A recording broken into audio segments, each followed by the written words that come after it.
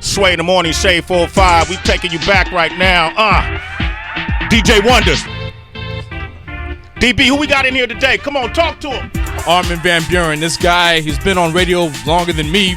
Maybe way longer than me, way longer than some other people here. But I mean, he's been doing State of Trance since 2001. He's doing Ultra coming up soon. You're going to be in Miami tomorrow, matter of fact. Yes. You're doing Chill for Sirius XM, Channel 53. Tune in for that. You host Diplo's channel on Sundays. You do a State of Sundays on his channel, a little takeover.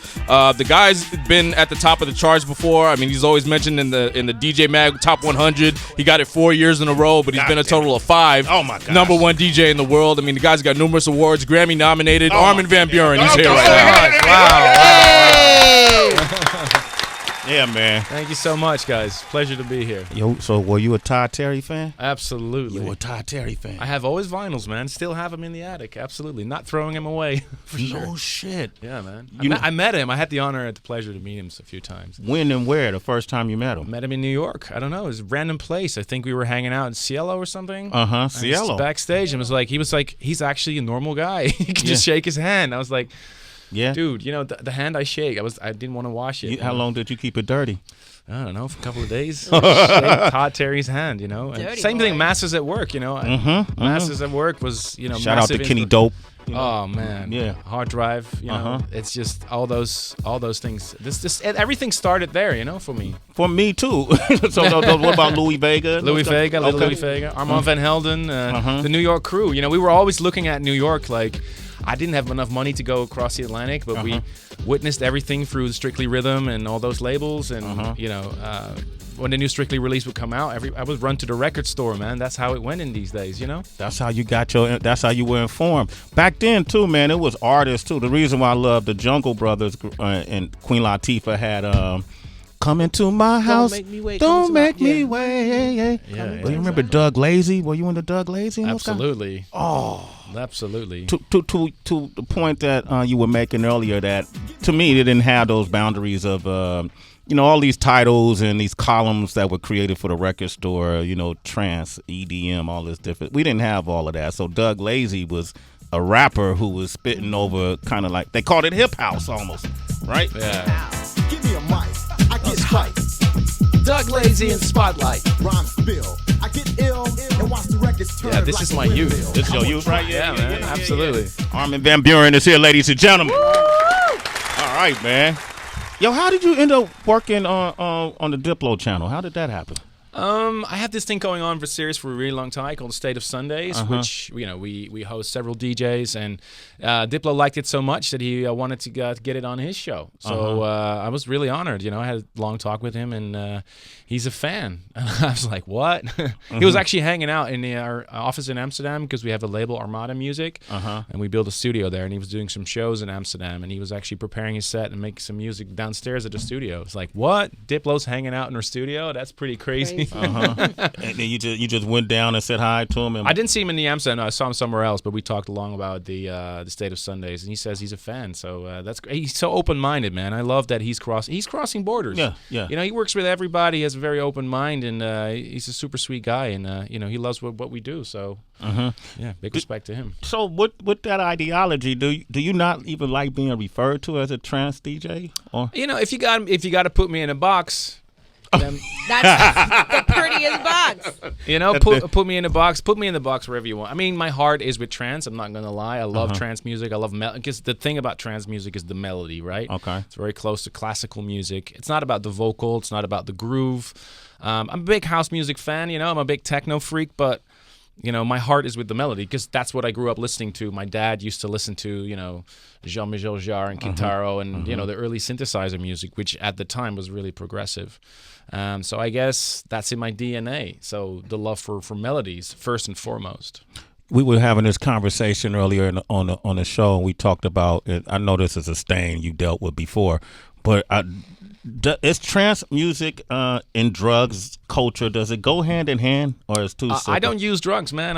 You can test my hairs if you want to. Okay, But, no, man. That's cool. But the audience. No, I'm not saying that they're not using it because I see it, But I don't think that the amount of drugs being used is different than a rock concert or anywhere else. I mean, I know that we've got this stigma, with the rave culture and all that, which is kind of hurting for the music because I know for a fact that the majority of people are there just to enjoy the music. Drug-free, which I strongly support. But if if people want to use that stuff, and we Europeans think different about that, I think if you're not bothering anybody, just go ahead and do your thing. But I don't do it. I don't need it. I like my glass of champagne now and again, and we're just really focused on the music itself. And I want to say one thing about the trance family, though. That's what they call themselves. Okay. It's the army of trance lovers. There's something unique about the vibe that's going on trance parties. I'm throwing a big party in the Oakland Coliseum on June 29th in the Bay Area, and if you have a chance to come out, you can feel it. That it's the love for the people there. There's something special. I feel it also with gothic music. This gothic thing. People all dress up in black and stuff. Yeah. That's not my thing, but I feel that they're so dedicated. These people look for each other there to celebrate that music together, and that is so powerful. I think you guys have that with hip hop as well. No. We will. If you want to put us in the box, you're welcome in the trance box anytime. Okay, good. Well, I'm from Oakland, California, born and raised. There you go. So you're gonna be there when? June 29th. June 29th. Maybe I could check out my first trance. There you go. Can I be your guest? Absolutely. You'll be guest of honor for sure. You put me on that stage, you gonna get something. Don't sell me short here. All right. Okay, go ahead, DB. We often talk about the back in the day how in hip hop you had to be original. You couldn't copy anybody's style, name, their rhyme pattern, anything like that. And nowadays it's kind of like celebrated to look and sound like somebody else that's come before you. And then with in terms of, I guess, EDM, if you want to say, some people have argued that it's happening in there as well. The formulaic, using the same drums, the same synth or whatever like that, where maybe Daft Punk was the first to wear masks, and now you have Marshmello and you have Deadmau5, and not that they're copying them, but I mean, like, a lot of people do borrow, and it's evident from certain people, and nobody really seems to mind. Yeah. I think people do seem to mind. That's probably the smaller part of the audience, and I'm also like because I get a lot of questions like that also from people saying like, there's DJ that have pre-mixed sets that they're putting on festivals, and what's your take on that? I'm like, I don't like that because that's not where the craft comes from for me. I look at the crowd and then I decide, but I'm old school. I come from the vinyl days. So I look at the crowd and then I decide what I'm going to put on. Otherwise, what are you better than iTunes on shuffle, So my point is that I don't want to judge people for being what they are on stage. Because let's face it, all these guys you just mentioned, they're superstars. Yeah. I'm not gonna go against their crowd. It's not my craft. I'm Armin Van Buuren. I'm a different guy than Marshmello or Deadmau5. I have huge respect for them, and they have their own thing and their own fan base and following. But you're right. It is. Daft Punk started that with the helmets on, and I don't know. I guess you just have to do your thing on stage. That's it. Yeah.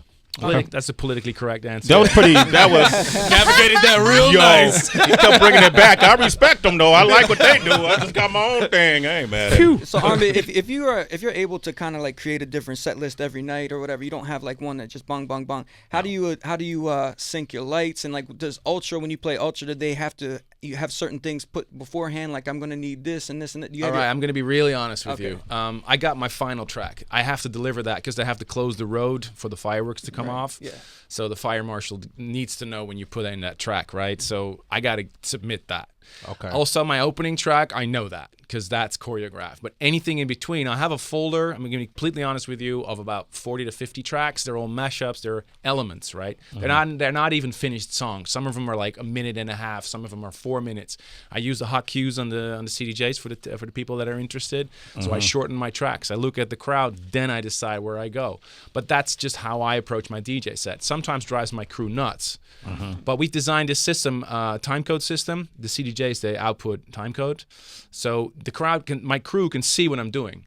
So whatever they prepare, and that's what I'm really proud of, my visual artist doesn't have pre-programmed visuals on every track. He may highlight a few words, he may highlight a few important moments in the track, but he's not going to completely program the visuals so my crew, and that's what they like about DJing with me, because I may decide on the last. I've never played the same set twice, and I take pride in this because this is what DJing is about. I call it the art of the moment. You know, you look at the crowd. If you play exactly the same set, exactly to the second, the same set 2 nights in a row, it may come across very different because you have a different vibe. You know, if there's more women on the dance floor or less women, or if there's if there's too cold or too hot, or the sound is not right or whatever, it all matters. You know, when you DJ, and I'm sure you know because you're a DJ yourself. So every night's different, and that's what makes our job fun, I think. Yeah, it's just a lot different on the festival circuit, I know. But so that's crazy because you never know what can happen because a lot of these people that do use like an Ableton track and they pretend that they're, going between both decks and everything else. But I would never do that. I know. When you wouldn't fake the funk, DJ. Armin Van Buuren, we like that here. It's rare when you see the juggernauts get together, but you did the Show Me Love with Above and Beyond. How did that come together? Above and Beyond are my colleagues. Okay. Some people would say competition, but there's a huge amount of respect amongst the DJ scene. I really want to say that. I don't know how it is with you guys, but there's so much respect in the DJ scene, especially in the top, the top guys. And these guys started around the same time that I've done. In fact, my current manager used to work with them in the past, set up the label, and we're 2 different companies, 2 different sides of the same spectrum, but we have a lot of similar fans, and I'm a fan. First and foremost, I'm a fan of their work. Super nice guys. I get along with them really well, especially Yono. We were talking really long. I said, come on, we've never done a track together. Why not? And I'm sure that the fans want this and they understand, and they don't collaborate with a lot of people. They collaborate with vocalists mostly, but to collaborate with me was kind of a hard journey. It was a big deal though. So in April last year, I went to London and we tried to see if we can find common ground, to see if we can find something that we loved similarly, and out a year later, out came this track. So I'm super proud. Let's rock to that.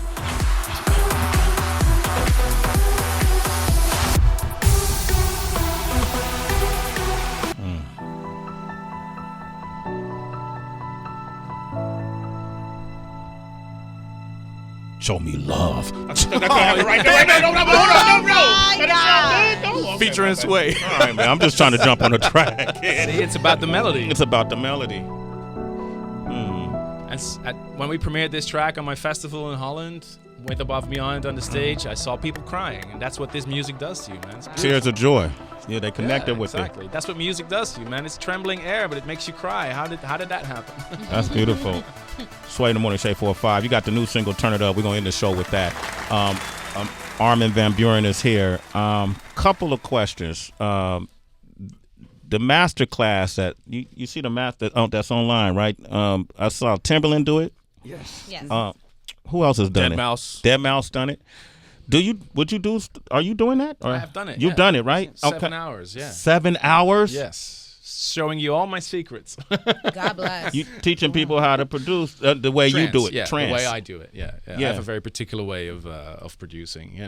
It's just trance music is hard to mix sometimes because there's so much elements going on. You have the melody, which is the mid range. You've got your hi hats going on in the top end, and then you've got your bass line and your kick, and they all fight for attention. So when you produce trance music, you got to know what you're doing because often these projects get mixed up with 70, 80 tracks, sometimes 120. I think this Above and Beyond track you just played is, from my head, is a 100 tracks, all little sounds, little, That's 100 tracks? Yeah, man. Yeah, you got to know what you do. I can show you the project. How do you mix that? Yeah, that's tough. You got to, know what you're sorry for the engineer. Like, fuck. He said, yeah, that's tough. You're a while.